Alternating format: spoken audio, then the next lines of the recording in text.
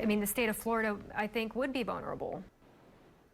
Vulnerable to potential terrorist attacks. Tonight, Homeland Security concerns coming from the state's top law enforcement agency. The I-team discovered FDLE is losing thousands, hundreds of thousands of dollars next year, and they're pleading for state lawmakers to help. Yet they don't get it. Several key jobs in fighting terrorism could be lost. Here's investigator Jared Holbrook. A federal $21 million Homeland Security grant given to Florida is set to expire in 2016. For the state's top law enforcement agency, the Florida Department of Law Enforcement, it could mean nearly a dozen people in counterterrorism could lose their jobs. It's critical. It's critical not just to FDLE, but to the state of Florida. Molly Best with FDLE says the Homeland Security jobs on the line work in the state's Regional Domestic Security Task Force. 9 planners help identify high-level threats and tips.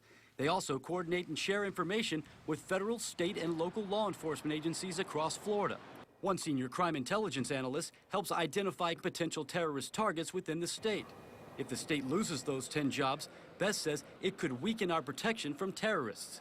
Without a doubt, this would weaken. If the positions were lost, that would weaken for sure, because we don't have anybody then to go out there and analyze and look at these situations. And these situations are constantly changing. FDLE is asking state lawmakers for more than $640,000 to preserve all 10 jobs.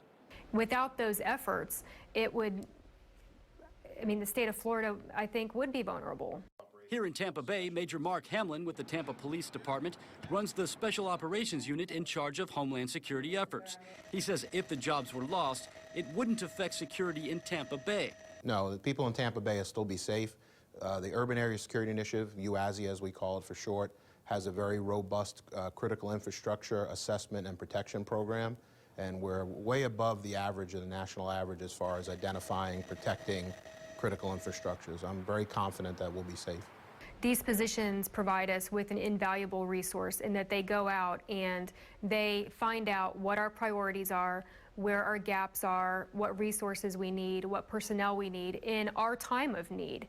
State legislators meet in January to discuss this issue. According to FDLE, it's in their hands whether these 10 jobs will continue counterterrorism efforts in Florida. I'm investigator Jared Holbrook, taking action for you.